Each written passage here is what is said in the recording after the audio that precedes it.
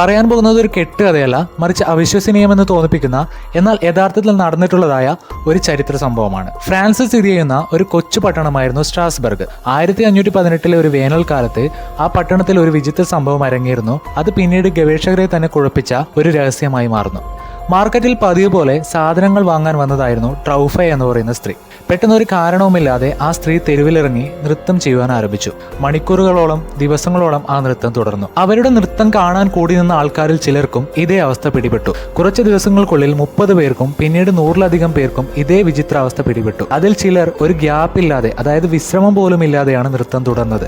തുടക്കത്തിൽ നഗരത്തിലെ അധികാരികൾ അത് സെയിന്റ് വിറ്റസ് എന്ന വിശുദ്ധന്റെ ശാപമായോ ദൈവകോപമായോ കണക്കാക്കി. അതുകൊണ്ട് തന്നെ ഇങ്ങനെ നൃത്തം ചെയ്യുന്നവർക്ക് നൃത്തം ചെയ്യാൻ ഹാളുകൾ തന്നെ അവർ ഒരുക്കി നൽകി. നൃത്തം തുടർന്ന് ഒരു ഘട്ടത്തിലെത്തുമ്പോൾ സെയിന്റ് വിറ്റസിന്റെ ശാപം വിട്ടുപോകുമെന്നും എല്ലാവരും നൃത്തം നിർത്തുമെന്നുമാണ് അധികാരികൾ കരുതിയിരുന്നത്. പക്ഷേ പലരും തളർന്നു വീഴുകയും ചിലർ മരിച്ചു വീഴുകയും ഈ രോഗം പിടിപെട്ടവരുടെ എണ്ണം വളരെയധികം വർദ്ധിക്കാൻ തുടങ്ങിയപ്പോഴുമാണ് കാര്യങ്ങൾ പന്തിയല്ലെന്ന് അധികാരികൾക്ക് മനസ്സിലായത്.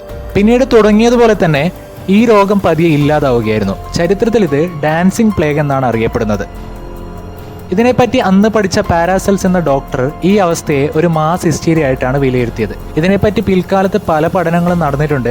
അതിൽ 20-ാം നൂറ്റാണ്ടിൽ യൂജിൻ ബാക്ക്മാൻ അവതരിപ്പിച്ച എർഗോട്ട് ഫംഗസ് തിയറിയും 21-ാം നൂറ്റാണ്ടിൽ ജോൺ വാലർ എന്ന മെഡിക്കൽ ഹിസ്റ്റോറിയൻ മുന്നോട്ട് വെച്ച മാസ് സൈക്കോജനിക് ഇൽനെസ് എന്ന തിയറിയുമാണ് ഏറ്റവും ശ്രദ്ധേയമായിട്ടുള്ളവ.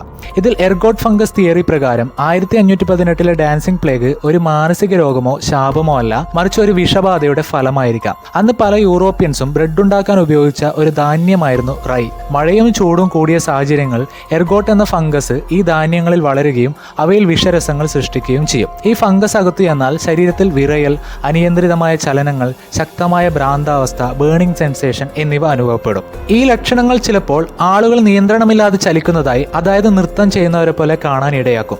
ഇതായിരിക്കാം 1518 സ്ട്രാസ്ബർഗിൽ സംഭവിച്ചതെന്നാണ് എർഗോട്ട് ഫംഗസ് തിയറിയുടെ വക്താക്കൾ പറഞ്ഞു വെച്ചത്. പക്ഷേ സ്ട്രാസ്ബർഗിൽ ഡാൻസിംഗ് പ്ലേഗ് പിടിപെട്ടവരിൽ പലരും വളരെ താളാത്മകമായിട്ടായിരുന്നു നൃത്തം ചെയ്തിരുന്നത്. കൂടാതെ എർഗോട്ട് വിഷബാധ ഏറ്റവരിൽ കാണപ്പെടുന്ന ശക്തമായ വേദന, കൈകാലുകളിലെ കറുപ്പ് നിറം, ഇതൊന്നും ഡാൻസിംഗ് പ്ലേഗ് ബാധിച്ചവർക്ക് ഉണ്ടായിരുന്നില്ല. ഇതൊക്കെ കൊണ്ടുതന്നെ എർഗോട്ട് ഫംഗസ് തിയറി തള്ളിപ്പോവുകയായിരുന്നു. കൂടുതൽ സ്വീകാര്യത ലഭിച്ച ഒരു വിശദീകരണമായിരുന്നു ജോൺ വാലർ എന്ന medical historian a time to dance a time to die എന്ന 2008 പുറത്തിറങ്ങിയ തന്റെ പുസ്തകത്തിൽ മുന്നോട്ട് വെച്ചത്.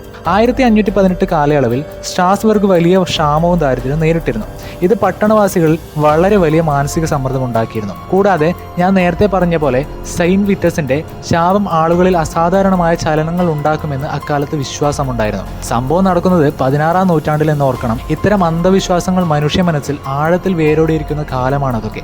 അതുകൊണ്ട് തന്നെ സെയിന്റ് വിറ്റസ് ശാപം ആളുകൾക്കിടയിൽ ഒരു എക്സ്പെക്ടേഷൻ എഫക്റ്റ്, അതായത് ആൾക്കാരുടെ മനസ്സിൽ ഓൾറെഡി ഇത് സംഭവിക്കാൻ സാധ്യതയുണ്ടെന്ന ധാരണ ഉണ്ടാക്കിയിരുന്നു. പലരുടെയും ഉപബോധ മനസ്സ് ഒരു ട്രിഗറിന് വേണ്ടി കാത്തിരിക്കുകയായിരുന്നു. അവസാനം ആ ട്രിഗറായി മാറിയത് ഫ്രൗ ട്രോഫി എന്ന സ്ത്രീയായിരുന്നു. ഗ്രൂപ്പ് ബിഹേവിയർ അനുകരിക്കുക എന്നത് മനുഷ്യന്റെ ഇൻഹറന്റ് ആയിട്ടുള്ള ഒരു നേച്ചറാണ്. അന്ന് ആളുകൾ കോൺഷ്യസ്ലി ഞാൻ നൃത്തം ചെയ്യണമെന്ന് തീരുമാനിച്ചിട്ടില്ല, മറിച്ച് അന്നത്തെ ദാരിദ്ര്യമുണ്ടാക്കിയ മാനസിക സമ്മർദ്ദം, കൂടാതെ ഭയം, വിശ്വാസങ്ങൾ, ക്രൗഡ്, ഇൻഫ്ലുവൻസ് എല്ലാം കൂടി ഒരു സൈക്കോളജിക്കൽ എഫക്റ്റ് ആണ് അവരെ കൊണ്ട് നൃത്തം ചെയ്യിപ്പിച്ചത്. ഇങ്ങനെയാണ് ഒരാൾ നൃത്തം ചെയ്യുമ്പോൾ മറ്റൊരാൾക്ക് പ്രേരണ ഉണ്ടാകുന്നത്. ചുരുക്കത്തിൽ ഇതൊരു ഡിസീസ് ഔട്ട്ബ്രേക്ക് അല്ല, മറിച്ച് മനുഷ്യരുടെ മനസ്സിന്റെയും സമൂഹത്തിന്റെയും കളക്റ്റീവ് ബിഹേവിയറിന്റെ ഒരു അപൂർവ ഉദാഹരണമാണിത്. അപ്പോൾ ഡാൻസിംഗ് പ്ലേഗിനെ കുറിച്ച് കേട്ടപ്പോൾ നിങ്ങളുടെ മനസ്സിലേക്ക് ഓടിയെത്തിയ എന്തെങ്കിലും അനുഭവമുണ്ടോ? അതുപോലെ ഡാൻസിംഗ് പ്ലേഗിന് പിന്നിലെ കാരണമായി നിങ്ങൾക്ക് തോന്നുന്നത് എന്താണെന്ന് കമന്റ് ബോക്സിൽ രേഖപ്പെടുത്തുക.